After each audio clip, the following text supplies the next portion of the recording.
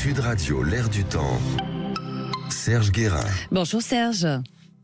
Bonjour Laurence. Professeur à l'INSEC, Grande École de Paris et auteur de la cyberéconomie pour les nuls. Alors, pour votre dernier rendez-vous de l'été, mon cher Serge, vous vouliez nous parler du mot populaire qui disparaît du vocable politique au profit du mot modeste.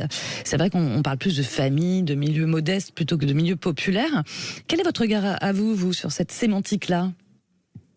Oui, c'est vrai que le terme populaire est de moins en moins populaire. Il y a quelque chose qui se passe autour de cela. Et vous avez remarqué, je sais pas, dans la publicité, par exemple, finalement, vous trouvez très très peu de catégories populaires. Le travailleur, ainsi de suite, finalement, est très très peu visible. On découpe les gens par tranches, on est très très attentif à leurs orientations sexuelles, à leur couleur de peau, des choses comme ça.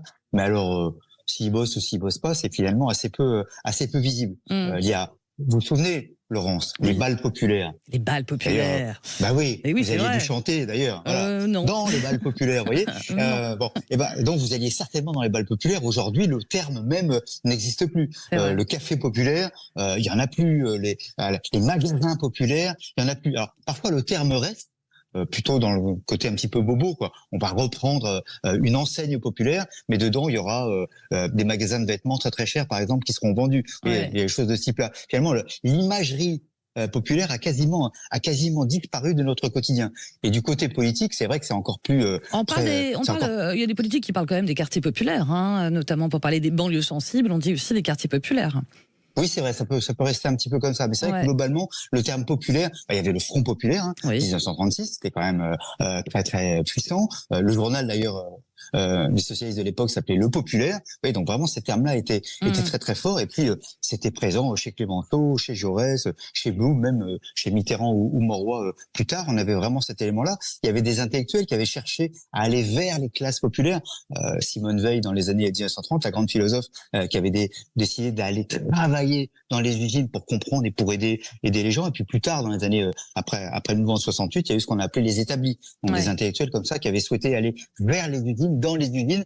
Bon, souvent, au bout de quelques années, ils sont repartis un peu déçus. Ils ont compris que finalement leur discours était pas celui attendu par ce public-là. Mais on voit bien qu'il y a eu cet élément-là. Et puis finalement, on est beaucoup plus parti vers le sociétal. On va s'intéresser aux questions de société. D'ailleurs, ça avait même été théorisé par un club de gauche qui s'appelle toujours d'ailleurs Terra Nova. C'est globalement, on s'occupe plus des classes populaires, on s'occupe des problématiques sociétales, droit de vote des immigrés, parce que mariage homosexuel et ainsi de suite. Quelque part, le mot populaire vient du mot peuple et renvoie aussi au peuple ouvrier.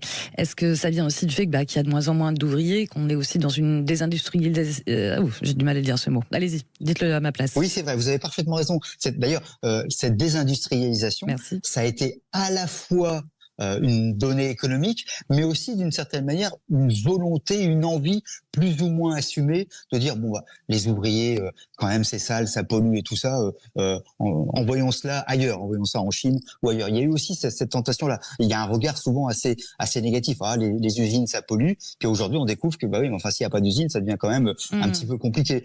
C'est le mépris pour le barbecue, c'est le mépris pour tout ça. C'est vrai qu'il y a une tendance quand même assez forte à vouloir mettre ça de côté et finalement à nier. Alors vous avez raison, on va dire les ouvriers vous n'en voyez plus. Pourtant c'est plus de 20% de la population active.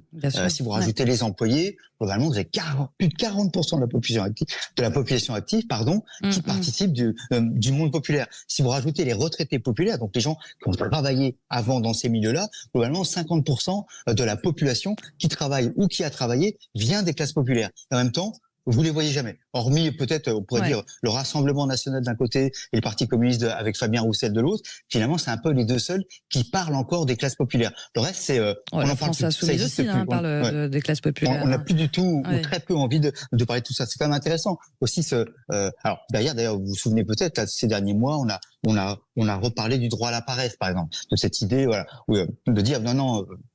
Ce qu'il faut, c'est que les gens puissent travailler le moins possible, ainsi de suite. Donc, il y a un peu cette tentation-là qui est très, très forte. D'ailleurs, le droit à la paresse, ça me fait penser à un autre livre qui était L'éloge de la paresse, par Eugène Marsan. Alors, c'était 1926, vous voyez, ça date. Et à un moment donné, dans le bouquin, il y en a un qui dit, mais en fait, si tout le monde est paresseux, comment on va faire? Il y a la question parce que c'est bien s'il y en a qui sont paresseux, mais il faut que les autres travaillent, quoi. Et donc c'est quand même se dire mais comment on fait sans le travail? Donc c'est ça qui est un peu bizarre. Et ce qui est détonnant, d'une certaine manière, Laurence, c'est comme vous, c'est finalement les gens populaires. Quand on parle d'être populaire, c'est être populaire auprès des autres. C'est par exemple oui, la popularité, les ados, les jeunes. La popularité, voilà, c'est ça, voilà. Oui, bien sûr. Et alors ça, c'est super important. Alors, les taux d'audience sont très très importants. Les vôtres sont formidables chez Sud Radio. Bien sûr. Voilà. Mais c'est aussi les jeunes, les ados et tout ça qui veulent être populaires sur les réseaux sociaux. Ouais. Et donc le terme a un peu varié. Sauf que c'est la popularité, pardon Serge Guérin, c'est la popularité quelque part individualiste, c'est-à-dire que c'est le jeu plutôt que le nous, alors que le côté populaire peuple, ça a renvoyé à un côté plus collectif en fait. C'est absolument ça. Vous avez parfaitement raison. C'est-à-dire que c'est aussi, bravo, mais quel sociologue formidable vous faites. C'est-à-dire que c'est fondamentalement, c'est ça. C'est la révolution du jeu. Ce qui compte, c'est moi. Ouais. Combien je fais de likes, ainsi de suite. Et finalement, c'est beaucoup moins le sens du collectif.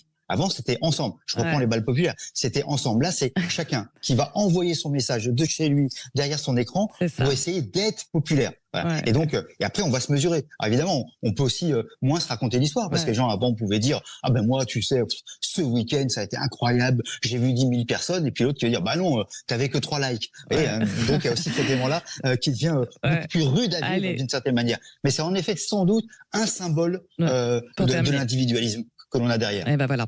Allez, on retourne au bal populaire, mon cher Serge Guérin. Allez, on va danser au bal populaire. Allez, en tout cas, merci beaucoup de nous avoir accompagnés tout cet été. Et on vous souhaite une belle rentrée populaire.